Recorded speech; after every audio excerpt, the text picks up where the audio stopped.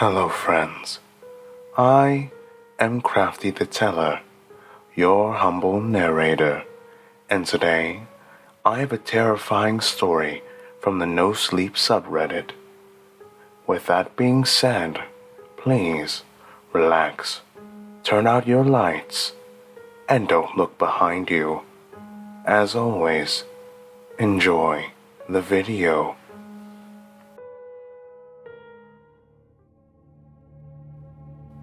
In 2005, I was ordained as a priest, but because of my inability to perform public speaking duties, I had to find a different career path in the church.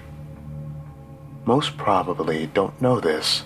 Most Catholics I talk to don't even know this, but the Catholic Church has a ministry of exorcism, which investigates supernatural occurrences, miracles, stigmata, and of course, demon possession. Demon possession isn't very common. In fact, it occurs in less than 1% of the population. What many misguided religious leaders or followers deem demonic possession is actually just mental illness, commonly schizophrenia, or a seizure disorder such as Tourette's. Some religious folks watch too many movies like The Exorcist and assume a demon is hiding behind every bush or in every broom closet, just waiting to sink spiny claws into their souls. We are constantly fighting a battle with the devil, but more often than not, the battle comes in the form of temptation, not full-blown demonic possession. Possessed individuals have usually opened their heart to a fallen angel in some way, often through occult practices such as witchcraft, satanic rituals, worshipping idols or other gods, playing with a Ouija board, talking to the dead, practicing astrology, using tarot cards, seeing a psychic, etc.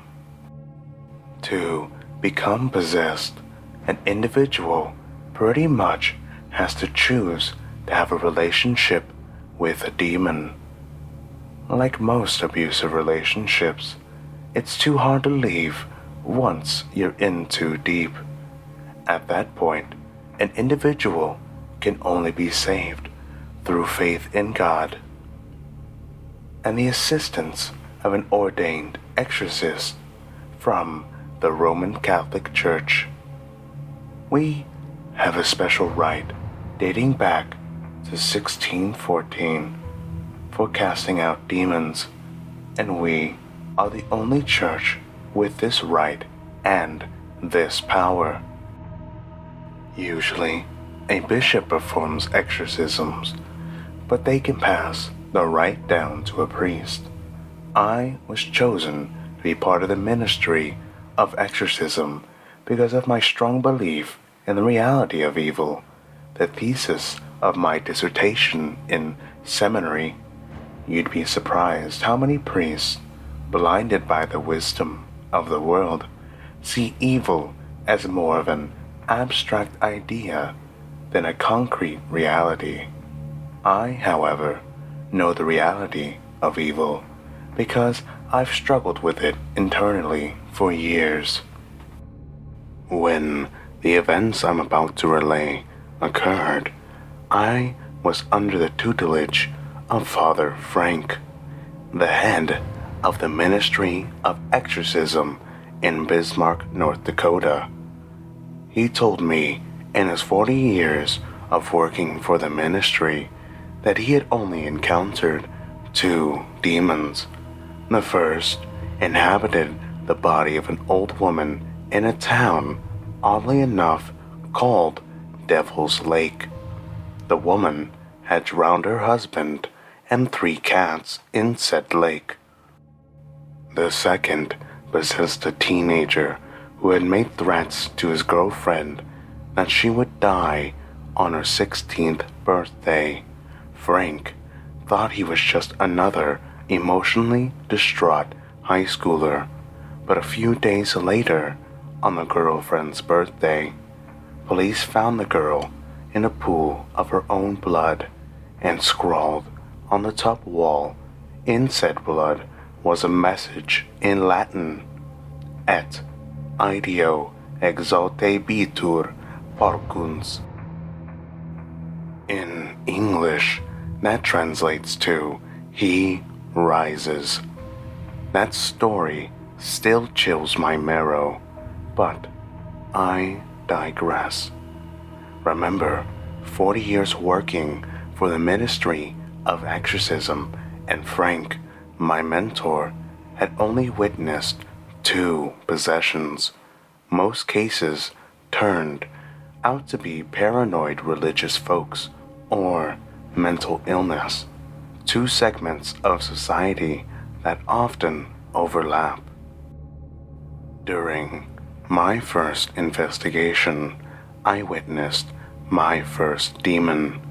Lucky me. It makes me wish I would have just gotten the nerve to deliver a homily in front of a crowded church. The Ministry of Exorcism worked out of a basement of a cathedral. On my first day, we got a frantic call from a Seventh-day Adventist pastor, of all people.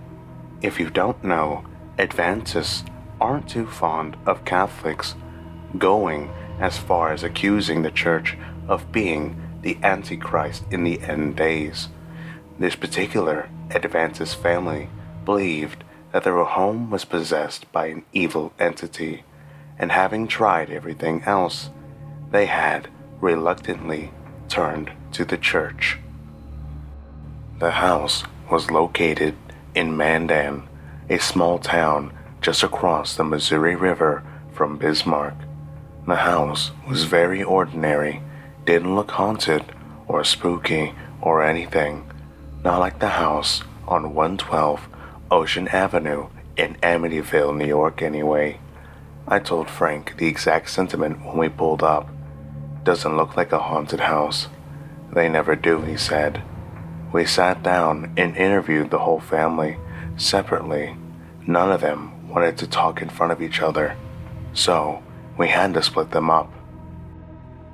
I talked to the father, who told me this disturbing account. He'd been suffering from what he called bone-crunching depression and thoughts of suicide. Sometimes, he told me, he was tempted to throw himself over the banister and into the basement, and that one day, while he was home alone, taking a nap, he woke up to see his clothes hangers floating in the closet. He slowly approached the closet door and slammed it shut, and sat down on the bed, shaking like a leaf. He thought maybe he was dreaming, but it felt too real. He said a quick prayer, got some socks from his dresser, and then sat down in the living room where there was more light. He just wanted to get out of there, out of that house. He suddenly felt suffocated by a sort of force. He said he could feel it pushing down on his chest. He had trouble breathing, felt himself getting dizzy. Last thing he remembered was falling off the couch, then black. While he slept, he had dreams about killing his family, smashing their faces in with a baseball bat. And while he was doing it, he was wearing a shabby bunny suit, cone-shaped head, droopy eye holes, gaping mouth with buck teeth. He described the murder in graphic detail, pieces of skull and brain spattering the walls, and blood gushing onto the rabbit's white furry chest. He also had a dream about having sex with Eve in the garden. His penis was the serpent. Said he had trouble waking up. Kept experiencing sleep paralysis and felt a presence in the room. A voice coming from the basement whispering, "God's dead. Kill yourself. Kill your family." I tried talking to the wife, but she refused to say anything. She was too scared. Father Frank talked to the kids, a son and daughter, about what they had experienced. They were both really shy, but finally opened up after Frank offered them some root beer. The boy told Frank about a nutcracker he had on his dresser. He woke up one night and it turned to look at him, clacking its mouth up and down. He wanted to scream and run away, but an invisible hand shoved him down into the mattress and he couldn't move. Said he felt the demon's claws pressing into his chest, forcing him to watch the nutcracker go clack, clack, clack. When the nutcracker finished its speech, it simply turned to face the wall.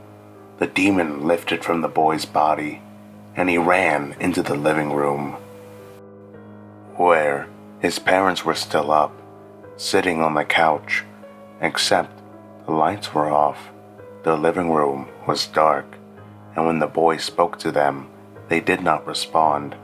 He said his father and his mother's skin was blue, their eyes vacant and white, and when their mouths opened, roaches spilled out. The last thing he remembered was a horrible, unhuman noise coming from the basement, and that's when he slowly walked backwards down the hall to his bedroom in a trance like a zombie. Felt like he was floating, he said. Frank asked him where he had gotten the nutcracker. A garage sale, antique store. The boy said he didn't remember.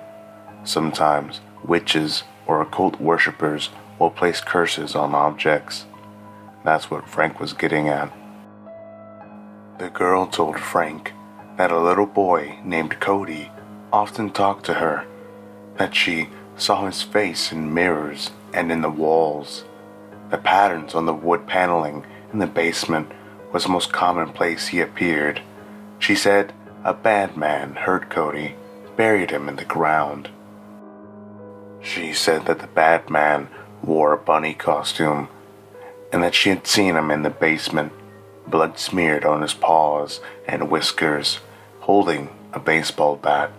The bunny asked her if she wanted to play, and she ran away, screaming.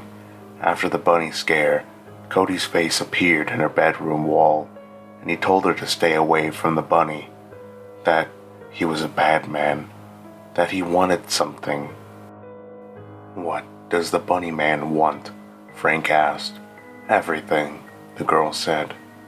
"Cody says he needs sacrifices, though, more blood, before he can rise."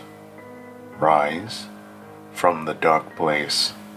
"Do you think Cody and the bunny man are ghosts?" Frank asked.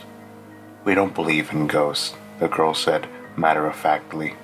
"Demons pretend to be ghosts to try and trick people."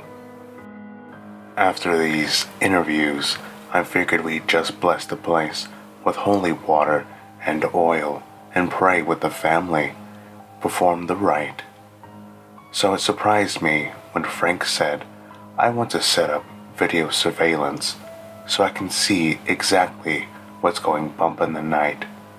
I want to know what I'm dealing with." The family agreed, desperate to try anything at this point, and the next thing I knew, Frank and I were setting up cameras in the kitchen, bedroom, living room, but oddly enough, not the basement.